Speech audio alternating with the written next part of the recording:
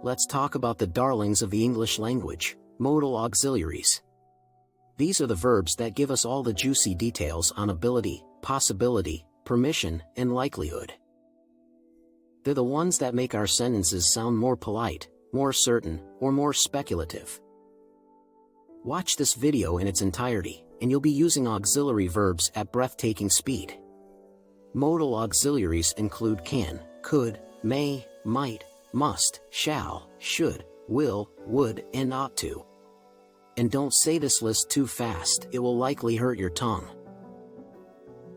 They're used to express things like ability, I can swim, permission, may I go to the bathroom, and probability, it might rain later.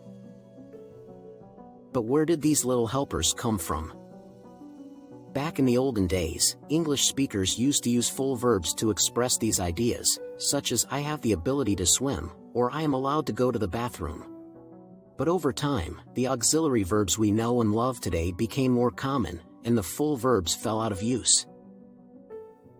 Let me take the opportunity to thank you for investing your time with us today. If you feel that this video provides you with some value, please do help us. Subscribe, give a like, then hit that notification button. And please don't forget to tell us below the video which grammar topic you would like us to cover next. We are here to help. Now let's continue with the topic of today's video. The uses can be broken down into the following. Expressing ability. I can speak Italian fluently. He could play the piano when he was a child. They will be able to finish the project by the deadline. You can also use them to express or ask for permission. May I borrow your pen? Can I leave early today? Could I ask another question? Expressing probability. It might rain later. He must be at the office by now. They should be here soon. They are also the choice for expressing necessity or logical necessity. I must finish this report before tomorrow.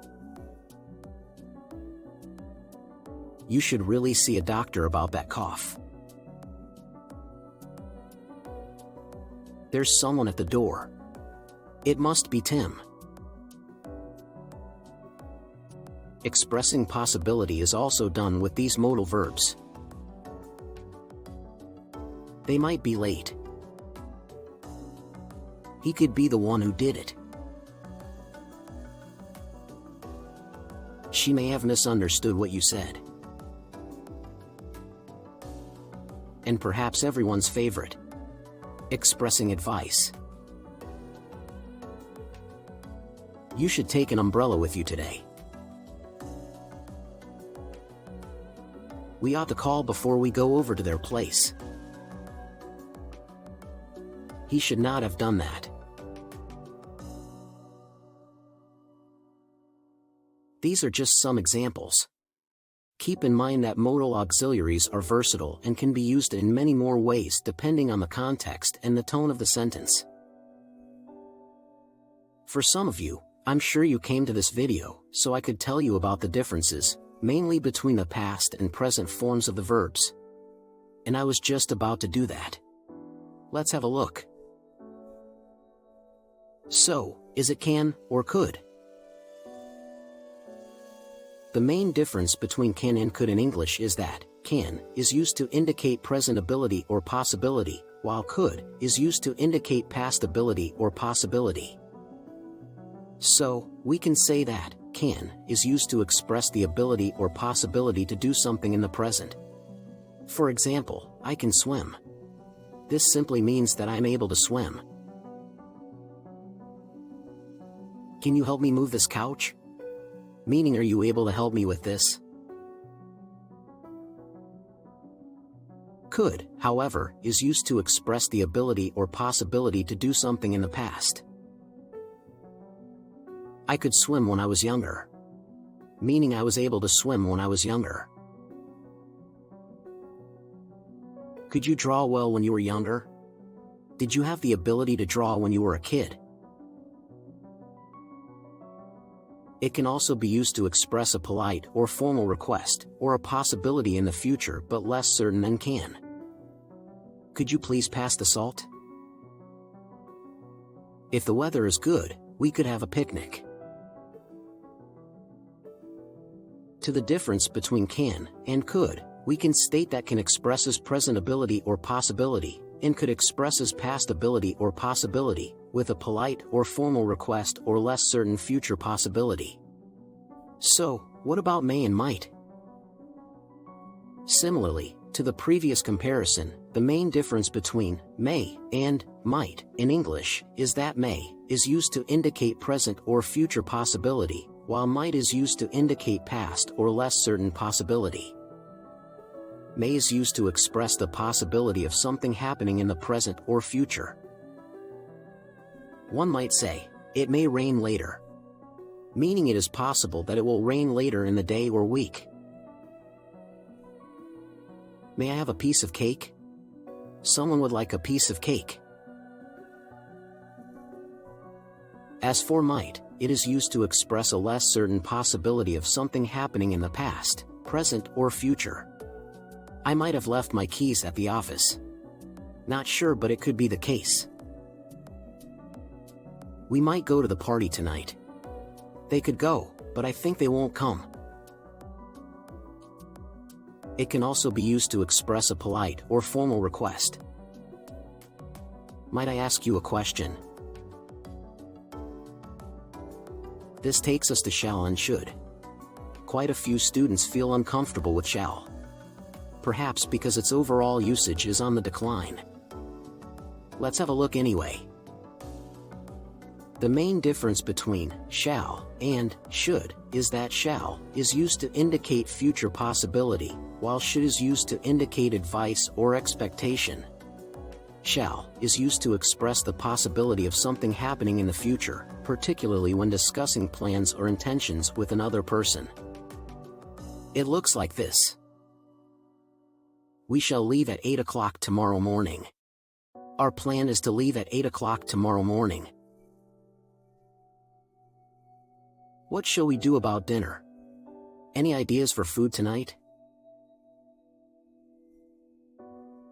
Should is used to indicate advice or expectation. You should take an umbrella with you, it might rain later. It would be a good idea for you to take an umbrella, it's possible it will rain later. He should have been here by now. Meaning it is expected that he would have been here by now. It can also be used as a past form of shall with the same meaning, in some cases. We should have left earlier. We plan to leave earlier. In a nutshell, shall expresses future possibility, particularly when discussing plans or intentions, while should expresses advice or expectation and in some cases, past form of shall with the same meaning. How is it going so far? Are you still with me? We're almost done. So, what about will and would?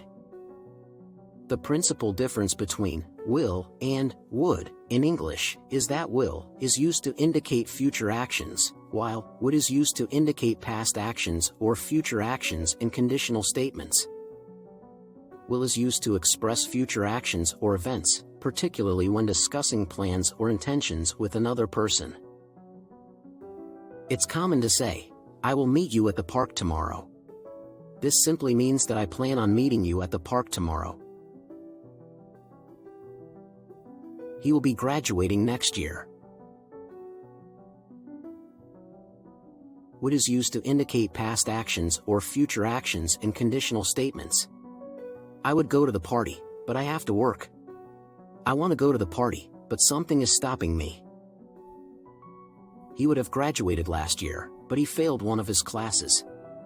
Meaning he was going to graduate last year, but something happened. It can also be used as a polite or formal request or habit in the past. Would you please pass me the salt? He would always have a cup of coffee before starting his work. In summary, will expresses future actions or events, particularly when discussing plans or intentions, while would expresses past actions or future actions in conditional statements, and also used as polite or formal request or habit in the past. So, what's the takeaway here? Modal auxiliaries are an essential part of the English language, allowing us to express all sorts of nuances and meaning. They're also a great example of how language evolves over time. Next time you're chatting away, make sure to give a little nod to these tiny but mighty helpers. And always remember, use them wisely, use them well.